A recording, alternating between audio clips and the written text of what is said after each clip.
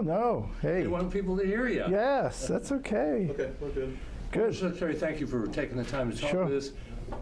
How would you describe the current situation with SunPass and the conduit contract? So the focus has always been, Mike, on getting the equipment to work and the whole software to work where we expected it. And so right now, we're getting the performance that we expect as relates to the materials and everything that's coming in, and the customer outreach. That has been our number one focus as well. And so we're getting the response that we need with our representatives on all the customer outreach.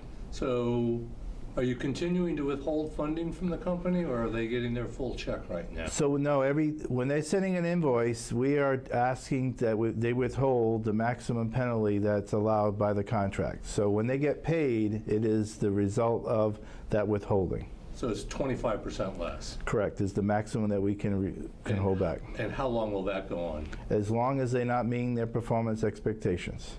And So obviously don't know, it's going to be month by month, in every invoice we take a look at it and see if they're meeting their performance expectations. And where are they still failing? Some of it is some of the metrics that they have. Even though the customer response has been a lot better than it has been, it's still not always up to the metrics. And so there's different performance expectations throughout the contract.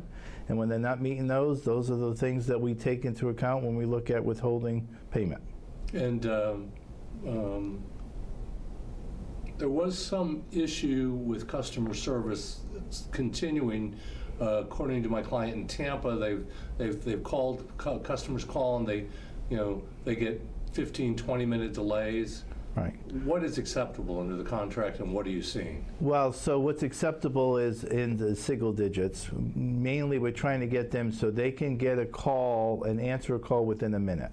So if someone's calling, they're not on a hold less than a minute. So in many cases, the average, they're in between a minute to 5 minutes.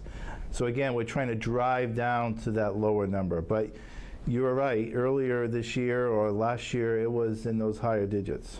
And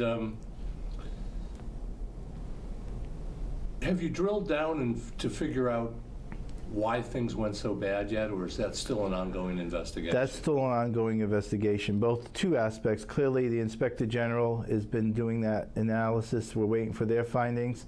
And like I mentioned to others, when I came on board in January, my focus is making sure the system is working as we have contracted to do it, and make sure we're getting that customer support that we're supposed to get. And so that's been the focus. So I'm moving forward. At some point, when we get the system into that where it's in the steady state and we're getting the customer response that we're supposed to, then we'll get the Inspector General's report, and then we'll do a due diligence on what failed and what improvements do we need to make. And any sense on how long it will take to delve into?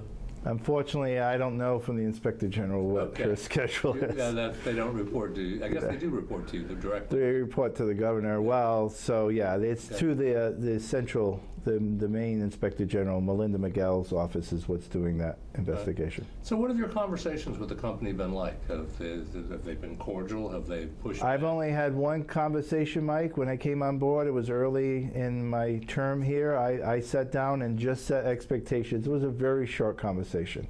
In meeting the expectations of the contract and meeting the expectations of our customers.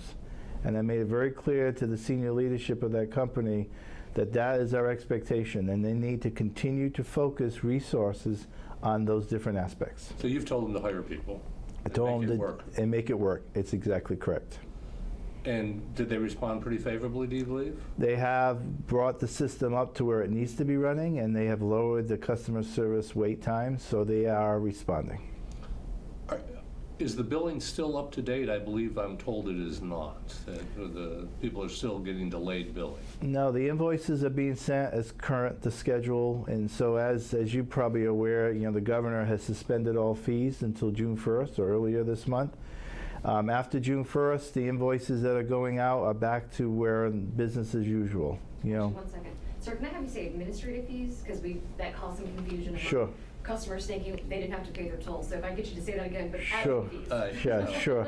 Yeah, so as of June 1st, when we send out the invoices, they will receive an invoice that has the tolls that are assessed, plus any administrative fees that are associated with that account. Right, so How far along is the company in meeting the expectations of the contract, do you believe, in terms of percentage of performance? They're pretty high. I wouldn't give you exact percentage, but it's pretty high. They're now getting to the confidence level that we're expecting on different performance as it relates to how the system is working. Now they really need to be performing or working on their performances now in the operating period, where it's the customer wait times, those different responses, that they need to make sure they got the resources to continue to drive that number down. And there have been, I've been told a number of times, errors in the billing. Are they accurate enough for the DOT? They are still working on that, but it's getting approaching the thresholds that we expect. Remember now, Mike, 1.5 billion transactions. So when you start thinking about the number and then you have maybe 100 or so on, there is percentages that are within the contract, and they're very well open as part of anybody looking at the contract. So we expect that as long as they continue to meet those percentages, then that's where we got to be focusing on. And the bid specs were initially called for 1 billion transactions. You mentioned 1.5 billion, but those specs were lowered to 0.5 billion transactions. Did that create part of the problem, lower expectations from the company? No, because we all made it very clear that when we shared some of those numbers, it was an estimate, and that they still had to provide a robust system that's going to handle the transactions that are in the SunPass system regardless. Okay. And have you done any investigation in the department? I know the Senator Lee was looking to know why one of the companies that did not get the contract was given $3.6 million. No, you saw my response to him. Again, for me, it's a history lesson, like he said. I had to go back and find out what had happened. And all I know is that they had done that contract to kind of take hopefully their intellectual property and use it on the current contract. So what would you say to anyone right now using SunPass? I would say to them, number one, continue to use the system. It is reliable. It is invoicing our customers correctly. And if you have outstanding tolls, from especially a toll by plate type invoice, where we have not assessed those administrative fees, which were the batch that was earlier, just continue to work with us. Reach out to our customer service representatives. The call wait times are not that large anymore, so what you hear is not really happening. And work with us, because we can help. All we're asking for you is to pay the tolls of the system that you used, and let's work with you to try to get that to happen. And did the delay in collecting tolls create any kind of cash flow problems for the expressway authorities? Not that, for us on the Turnpike system, we haven't had any issues. Clearly, that hasn't been articulated with our other partners as well. But again, our goal is to go back, working with our customers to collect the tolls that they have incurred. So what haven't I asked you about where this contract sits right now?